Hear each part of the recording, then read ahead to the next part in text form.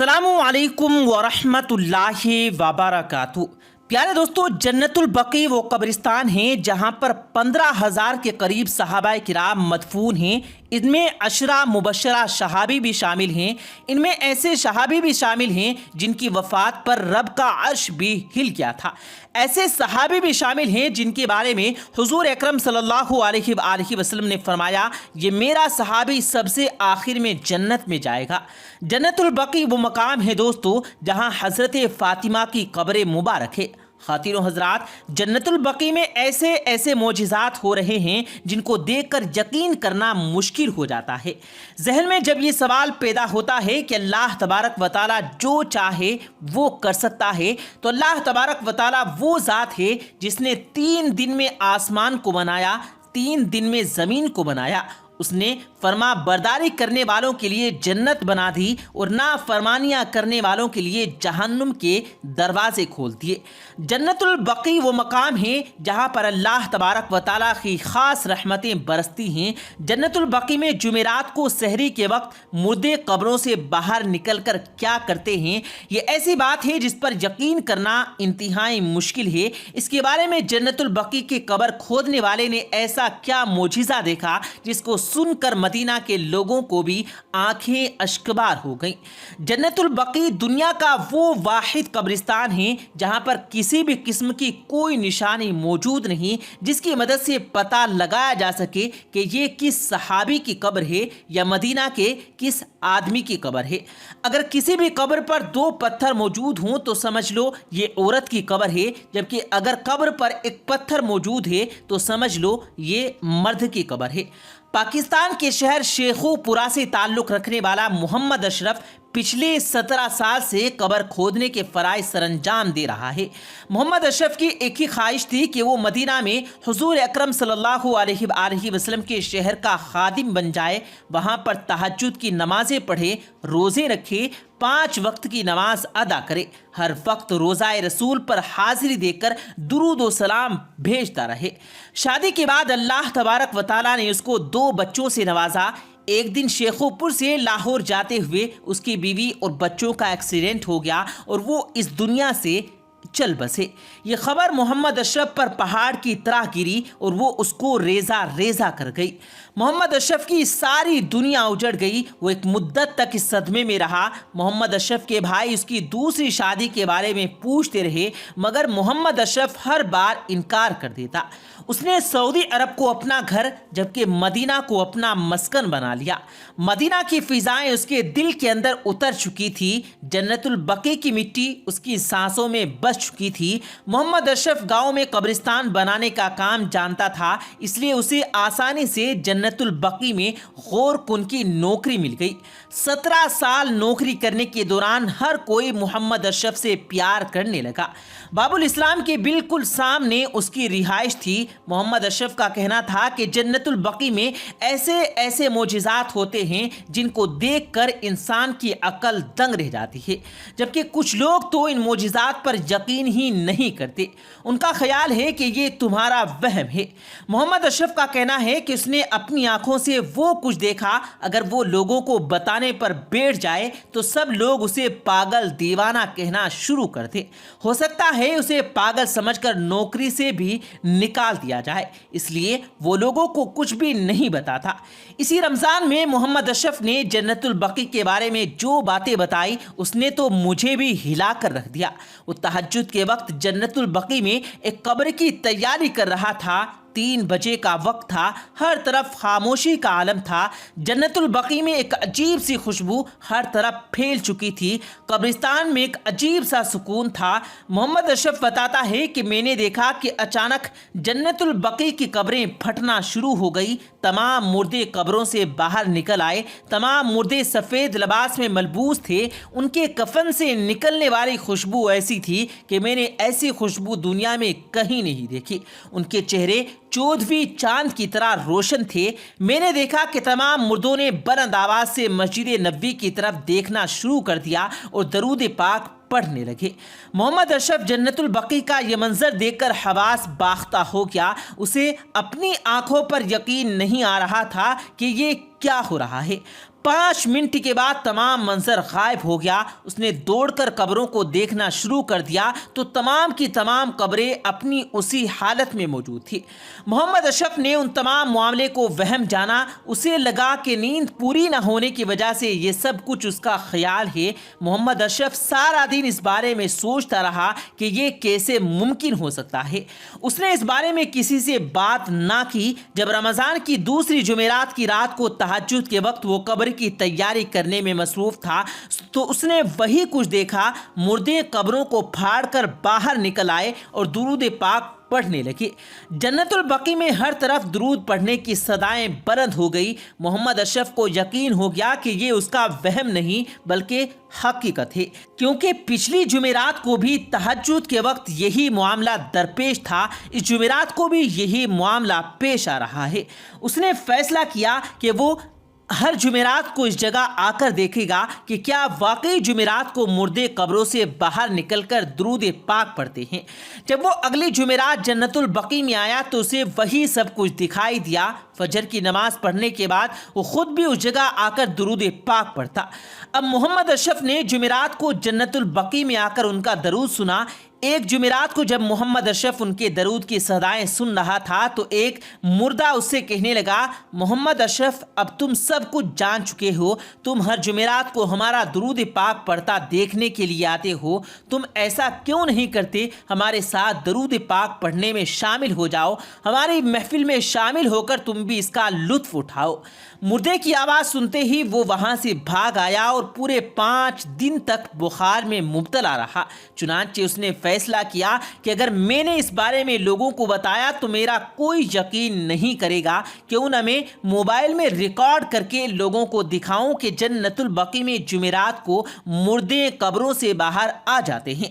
چنانچہ وہ اگلی جمعرات کو موبائل لے کر جنت البقیع میں چلا گیا۔ جیسے ہی مردے قبروں کو پھاڑ کر باہر نکلے، انہوں نے درود پاک پڑھنا شروع کر دیا تو محمد اشرف نے ان کی ویڈیو بنانا شروع کر دی۔ ویڈیو بنانے کے بعد اس نے فجر کی نماز پڑھی اور کمرے میں جا کر سو گیا۔ ظہر کے وقت وہ نماز پڑھنے کے لیے مسجد نبوی آیا۔ اس نے سعودی عالم کو تمام معاملے سے آگاہ کیا۔ اسے بتانے لگا کہ میرے پاس ان مردوں کی ویڈیو بھی موجود ہے۔ جیسے ہی وہ سعودی عالم کو ویڈیو دکھانے لگا تو محمد اشرف کی انتہا نہ تھی، کیونکہ موبائل میں سوائے اس کی اپنی تصویر کے کچھ بھی موجود نہ تھا۔ سعودی عالم نے محمد اشرف کو کہتے ہوئے کہا، تمہارا ذہنی توازن درست نہیں۔ محمد اشرف نے کہا، آپ میرے ساتھ جنت البقیع میں جا کر سب کچھ دیکھ سکتے ہیں۔ سعودی عالم نے اس کے ساتھ جانے کا وعدہ کیا۔ وہ اگلی جمعرات کو جنت البقیع میں گیا، مگر پیارے دوستو، ایک دفعہ حضور اکرم صلی اللہ علیہ وآلہ وسلم نے رمضان کے درمیانی عشرے میں اعتکاف کیا۔ آپ صلی اللہ علیہ وآلہ وسلم 20 تاریخ کو صبح باہر تشریف لائے اور خطبہ دیتے ہوئے ارشاد فرمایا، مجھے شب قدر دکھائی گئی لیکن میں اسے بھول گیا یا وہ مجھے بھلا دی گئی، بس اسے رمضان کے آخری عشرے کی طاق راتوں میں تلاش کرو۔ پیارے دوستو، رمضان کے آخری عشرے کی بڑی فضیلت اور برکت ہے۔ یہ عشرہ جہنم کی آگ سے آزادی، اعتکاف جیسی عظیم عبادت کے ساتھ ساتھ اسی عشرے کی کسی طاق راتوں میں سے ایک رات شب قدر یا لیلۃ القدر ہوتی ہے۔ یہ رات اس قدر فضیلت والی ہے کہ اللہ تبارک و تعالیٰ نے اس رات کی شان میں ایک سورت نازل فرمائی، بے شک ہم نے قرآن پاک کو شب قدر میں اتارا۔ آپ کو کیا معلوم کہ شب قدر کیا ہے؟ شب قدر 1000 مہینوں سے افضل ہے۔ شب قدر کا مطلب ہے وہ رات جس کی اللہ تبارک و تعالیٰ کے نزدیک قدر و منزلت ہو۔ ایک دفعہ صحابہ کرام نے حضور اکرم صلی اللہ علیہ وآلہ وسلم سے شمعون علیہ السلام کا تذکرہ سنا۔ انہوں نے 1000 سال تک اللہ تبارک و تعالیٰ کی اس طرح عبادت کی کہ رات کو قیام اور دن کو روزے رکھنے کے ساتھ ساتھ کفار کے ساتھ جہاد بھی کرتے۔ وہ اس قدر مضبوط تھے کہ وہ لوہے کی زنجیروں کو ہاتھ سے توڑ ڈالتے۔ صحابہ کرام کو شمعون علیہ السلام پر بڑا رشک آیا۔ عرض کرنے لگے، یا رسول اللہ، ہمیں تو بہت تھوڑی عمریں ملی ہیں، اس میں کچھ حصہ نیند ہے، کچھ حصہ معاش ہے اور کچھ حصہ دنیاوی کاموں میں صرف ہو جاتا ہے۔ ہم شمعون علیہ السلام کی عبادت نہیں کر سکتے۔ ہم شمعون علیہ السلام کی طرح عبادت نہیں کر سکتے، یوں بنی اسرائیل عبادت میں ہم سے بڑھ جائیں گے۔ حضور اکرم صلی اللہ علیہ وآلہ وسلم یہ سن کر غمگین ہو گئے۔ اسی وقت جبرائیل علیہ السلام تشریف لائے، انہوں نے تسلی دی، پیارے حبیب آپ رنجیدہ نہ ہوں، اللہ تبارک و تعالیٰ فرماتا ہے ہم نے آپ کی امت کو ہر سال ایک ایسی رات عنایت کی، اگر وہ اس رات کو عبادت کریں گے تو وہ شمعون علیہ السلام کی 1000 مہینے کی عبادت سے بڑھ جائیں گے۔ شب قدر کی رات وہ رات ہے جو صرف امت محمدی کو ملی، اس سے پہلے کسی قوم کو یہ رات نہ ملی۔ اللہ تبارک و تعالیٰ کا یہ احسان ہے جو کسی اور امت کے حصے میں نہیں آیا۔ ایک اور دفعہ حضور اکرم صلی اللہ علیہ وآلہ وسلم اپنے صحابہ کرام کو شب قدر کی اطلاع دینے کے لیے تشریف لا رہے تھے تو آپ صلی اللہ علیہ وآلہ وسلم نے 2 آدمیوں کو آپس میں لڑتے ہوئے پایا۔ حضور اکرم صلی اللہ علیہ وآلہ وسلم شب قدر کو بھول گئے یا بھلا دیا گیا۔ آپ صلی اللہ علیہ وآلہ وسلم نے فرمایا میں گھر سے اس ارادے سے نکلا تھا کہ تمہیں شب قدر کے بارے میں خبر دوں، اس لیے اب یہ مجھ سے اٹھا لی گئی، لہٰذا اب تم اسے آخری عشرے میں تلاش کرو۔ ایک اور روایت میں ہے اس رات فرشتوں کے جھرمٹ اترتے ہیں اور وہ ان لوگوں کا مصافحہ کرتے ہیں جو قیام کر رہے ہوں یا اللہ کا ذکر کر رہے ہوں یا قرآن پاک کی تلاوت کر رہے ہوں۔ آپ صلی اللہ علیہ وآلہ وسلم نے فرمایا شب قدر کو رمضان کے آخری عشرے کی طاق راتوں میں تلاش کرو۔ ایک صحابی ابی بن کعب فرماتے ہیں میں قسم کھا کر کہتا ہوں شب قدر کی رات 27ویں رات ہے۔ حضرت بایزید فرماتے ہیں مجھے یہ رات زندگی میں 2 بار ملی، دونوں بار 27ویں رات تھی۔ حضرت صدیقہ فرماتی ہیں کہ حضور اکرم صلی اللہ علیہ وآلہ وسلم رمضان کے آخری عشرے میں کمر بستہ ہو جاتے، اپنا تہمد کس کر باندھ لیتے، خود بھی ساری رات جاگتے اور اپنے اہل خانہ کو بھی بیدار رکھتے۔ حضور اکرم صلی اللہ علیہ وآلہ وسلم نے فرمایا جس شخص نے شب قدر میں اجر و ثواب کی امید سے عبادت کی اس کے پرانے گناہ معاف کر دیے جاتے ہیں۔ ایک دفعہ آپ صلی اللہ علیہ وآلہ وسلم نے ماہ رمضان کے شروع میں فرمایا جو ماہ رمضان تم پر آیا ہے اس میں ایک رات ایسی ہے جو 1000 مہینوں سے افضل ہے۔ جو شخص اس رات سے محروم رہ گیا گویا وہ ساری خیر سے محروم ہو گیا۔ اس رات کی بھلائی سے وہی شخص محروم رہ سکتا ہے جو واقعتاً محروم ہو۔ پیارے دوستو، شب قدر کی نشانیاں یہ ہیں کہ یہ رات نہ ہی ٹھنڈی اور نہ ہی گرم ہوتی ہے، یہ رات پرسکون، خاموش اور اطمینان بخش ہوتی ہے۔ شب قدر میں چاند روشن ہوگا، آسمان پر تارے صاف دکھائی دے رہے ہوں گے، اس رات میں ستارے نہیں ٹوٹیں گے، اس رات میں دل کو سکون اور طبیعت انتہائی خوشگوار ہوگی۔ اس رات کی سب سے بڑی نشانی یہ ہے کہ جب صبح کو سورج طلوع ہوگا تو اس کی شعاعیں نہیں ہوگی، سورج ایسے طلوع ہوگا جیسے 14ویں رات کا چاند ہو۔ رسول اکرم صلی اللہ علیہ وآلہ وسلم نے فرمایا میں نے آج اس رات شب قدر کو دیکھا، یہ آخری عشرے کی کسی طاق راتوں میں ہے، یہ رات انتہائی پرسکون اور راحت بخش ہے، یہ رات نہ ہی گرم اور نہ ہی سرد ہے، اس میں چاند روشن ہوتا ہے۔ شب قدر کی رات 83 سال کی عبادت سے بہتر ہے، یعنی انسان اگر اس ایک رات میں عبادت کر لے تو 83 سال کی عبادت کرنے سے بہتر ہے۔ رمضان کی صرف 5 راتیں ہیں، ہم اللہ تبارک و تعالیٰ کے یہاں ایک بلند مقام حاصل کر سکتے ہیں۔ پیارے دوستو، اب ہم اس ویڈیو کے بارے میں بات کرتے ہیں جو ہم نے شروع میں آپ سے ذکر کیا تھا۔ پیارے دوستو، پچھلے سال ایک آدمی نے 27ویں رات کو لیلۃ القدر کی رات کہا، اس کی وجہ یہ بتائی جا رہی ہے کہ وہاں پر موجود ایک شخص عبادت کے دوران رکعت آمیز ہو گیا، دعائیں مانگتے ہوئے خانہ کعبہ کے قریب گر پڑا، اس نے یہ کہتے ہوئے جان دے دی تو نے میری سن لی، میں کامیاب ہو گیا، لوگوں میں نے یہ رات پالی۔ اس کے بعد اس کے منہ اور ناک سے خون جاری ہو گیا، اس جگہ اس کی روح پرواز کر گئی۔ ویڈیو میں آپ لوگ یہ منظر دیکھ سکتے ہیں، جس جگہ یہ واقعہ پیش آیا یہ واقعے کی حقیقت پر مبنی ہے، یا نہیں اس بات کے بارے میں کچھ کنفرم نہیں، لیکن لیلۃ القدر پیارے دوستو وہ رات ہے جب اللہ تبارک و تعالیٰ کی خاص رحمت نازل ہوتی ہے، اس لیے ان راتوں میں اللہ تبارک و تعالیٰ کی خصوصی عبادات کرنی چاہیے۔ ناظرین گرامی، رمضان میں اللہ رب العزت کی مغفرت امت محمدیہ صلی اللہ علیہ وآلہ وسلم کی معافی کے لیے بہانے تلاش کر رہی ہوتی ہے، اور ایسے میں بھی اگر کسی کی بخشش اور مغفرت نہ ہو سکے تو کتنی محرومی اور بدبختی کی بات ہے۔ اس لیے ضروری ہے کہ ہر مسلمان اپنے آپ کو ان گناہوں سے بچائے جو کہ رمضان جیسے مبارک مہینے میں بھی اس کی بخشش کو روکنے والے ہیں۔ تو چلیے آپ کو ان 4 گناہوں کے بارے میں بتا دیتے ہیں جن کے بارے میں حدیث شریف میں آیا ہے کہ ان گناہوں کا ارتکاب کرنے والے حضرات کی بخشش ممکن نہیں۔ یاد رہے کہ اس حدیث پاک کا تذکرہ کرنے کا مقصد یہ ہے کہ ہم میں سے ہر کوئی ان گناہوں سے دور رہے، اور اگر آپ ان گناہوں سے پہلے میں مبتلا نہیں ہیں تو بہت اچھی بات ہے، اور اگر خدا نخواستہ آپ ان گناہوں میں مبتلا ہیں تو ضروری ہے کہ ان گناہوں سے ابھی سے توبہ کر لیں تاکہ اللہ کی بخشش اور مغفرت کے مستحق بن سکے۔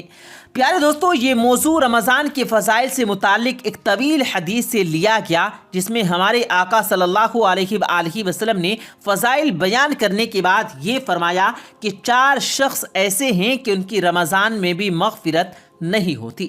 وہ شخص کون ہیں؟ ان میں ایک وہ شخص ہے جو شراب کا عادی ہو، دوسرا وہ شخص جو والدین کی نافرمانی کرنے والا ہو، تیسرا وہ شخص جو قطع رحمی کرنے والا اور ناتا توڑنے والا ہو، چوتھا وہ شخص جو دل میں کینہ رکھنے والا ہو اور آپس میں قطع تعلق کرنے والا ہو۔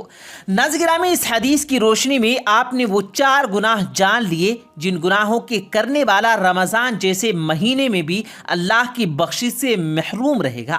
یاد رہے یہ گناہ ایسے ہیں کہ ان سے ہر مسلمان کو کوسوں دور رہنا چاہیے، رمضان میں بھی اور غیر رمضان میں بھی۔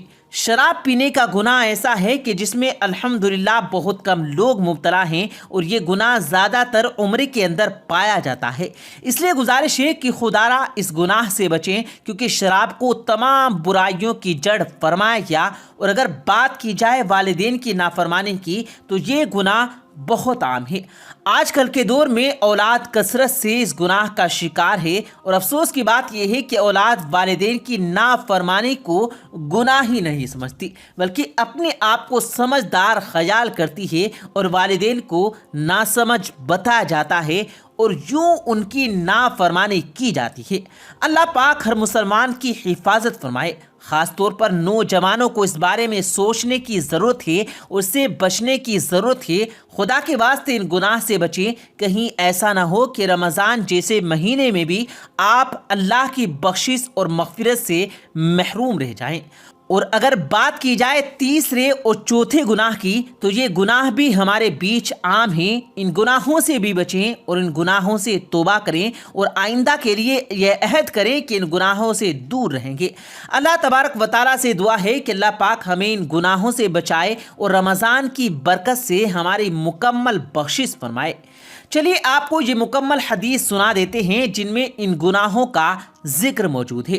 فرمایا، حق تعالی شانہ رمضان میں روزانہ افطار کے وقت ایسے 10 لاکھ آدمیوں کو جہنم سے خلاصی مرحمت فرماتے ہیں جو جہنم کے مستحق ہو چکے ہوتے ہیں، اور جب رمضان کا آخری دن ہوتا ہے تو پہلے رمضان سے آخری رمضان تک جس قدر لوگ جہنم سے آزاد کیے گئے ہوتے ہیں ان کے برابر اس ایک دن میں آزاد فرماتے ہیں۔ اور جس رات شب قدر ہوتی ہے تو اس رات حق تعالی شانہ حضرت جبرائیل علیہ السلام کو زمین پر اترنے کا حکم فرماتے ہیں۔ ان کے ساتھ ایک ہرا جھنڈا ہوتا ہے جس کو کعبے کے اوپر کھڑا کرتے ہیں۔ حضرت جبرائیل کے 100 بازو ہیں جن میں سے 2 بازو صرف اسی ایک رات میں کھلتے ہیں، جن کو مشرق سے مغرب تک پھیلا دیتے ہیں۔ پھر حضرت جبرائیل فرشتوں کو تقاضا فرماتے ہیں جو مسلمان آج کی رات کھڑا ہو یا بیٹھا ہو، نماز پڑھ رہا ہو یا ذکر کر رہا ہو، اس کو سلام کریں، اس سے مصافحہ کریں اور ان کی دعاؤں پر آمین کہیں۔ صبح تک یہی حالت رہتی ہے۔ جب صبح ہو جاتی ہے تو حضرت جبرائیل علیہ السلام آواز دیتے ہیں، اے فرشتوں کی جماعت، اب کوچ کرو اور چلو۔ فرشتے حضرت جبرائیل علیہ السلام سے پوچھتے ہیں اللہ تعالیٰ نے احمد محمد صلی اللہ علیہ وآلہ وسلم کی امت کے مؤمنوں کی حاجتوں اور ضرورتوں میں کیا معاملہ فرمایا؟ وہ کہتے ہیں اللہ تعالیٰ نے ان پر توجہ فرمائی اور 4 لوگوں کے علاوہ سب کو معاف فرما دیا۔ ایک وہ شخص جو شراب کا عادی ہو، دوسرا وہ شخص جو والدین کی نافرمانی کرنے والا ہو، تیسرا وہ شخص جو قطع رحمی کرنے والا اور ناتا توڑنے والا ہو، چوتھا وہ شخص جو دل میں کینہ رکھنے والا ہو اور آپس میں قطع تعلق کرنے والا ہو۔ پھر جب عید الفطر کی رات ہوتی ہے تو اس رات کا نام آسمانوں پر لیلۃ الجائزہ یعنی انعام کی رات رکھا جاتا ہے، اور جب عید کی صبح ہوتی ہے تو حق تعالی شانہ فرشتوں کو تمام شہروں میں بھیجتے ہیں۔ وہ زمین پر اتر کر تمام گلیوں اور راستوں کے سروں پر کھڑے ہو جاتے ہیں اور ایسی آواز سے کہ جس کو جنات اور انسانوں کے علاوہ ہر مخلوق سنتی ہے پکارتے ہیں، اے حضرت محمد صلی اللہ علیہ وآلہ وسلم کی امت، اس کریم رب کی درگاہ کی طرف چلو جو بہت زیادہ عطا فرمانے والا ہے اور بڑے بڑے قصور کو معاف فرمانے والا ہے۔ پھر جب عید کی طرف لوگ نکلتے ہیں تو حق تعالی شانہ فرشتوں سے پوچھتے ہیں کیا بدلہ ہے اس مزدور کا جو اپنا کام پورا کر چکا ہو؟ وہ عرض کرتے ہیں اے ہمارے معبود اور ہمارے مالک، اس کا بدلہ یہی ہے کہ اس کی مزدوری اس کو پوری عطا کر دی جائے۔ اللہ تعالیٰ شانہ ارشاد فرماتے ہیں اے میرے فرشتوں، تم گواہ رہنا، میں نے ان کو رمضان کے روزوں اور تراویح کے بدلے میں اپنی رضا اور مغفرت عطا کر دی۔ اور بندوں سے خطاب فرما کر ارشاد ہوتا ہے اے میرے نیک بندو، مجھ سے مانگو، میرے عزت کی قسم، میرے جلال کی قسم، آج کے دن اپنے اجتماع میں مجھ سے اپنی آخرت کے بارے میں جو سوال کرو گے میں پورا کروں گا، اور دنیا کے بارے میں جو سوال کرو گے اس میں تمہاری مصلحت دیکھوں گا۔ میری عزت کی قسم، جب تک تم میرا خیال رکھو گے میں تمہاری لغزشوں پر ستاری کرتا رہوں گا اور ان کو چھپاتا رہوں گا۔ میری عزت کی قسم اور میرے جلال کی قسم، میں تمہیں مجرموں اور کافروں کے سامنے ذلیل اور رسوا نہیں کروں گا۔ بس بخشے بخشائے اپنے گھر کو واپس لوٹ جاؤ، تم نے مجھے راضی کر دیا اور میں تم سے راضی ہو گیا۔ بس فرشتے اس اجر و ثواب کو دیکھ کر جو اس امت کو عید الفطر کے دن ملتا ہے خوشیاں مناتے ہیں اور کھل جاتے ہیں۔ اللہ تبارک و تعالیٰ سے دعا ہے کہ اللہ رب العزت ہم سب کو رمضان کے اس بابرکت مہینے کی قدر کرنے کی توفیق عطا فرمائے۔ آمین ثم آمین۔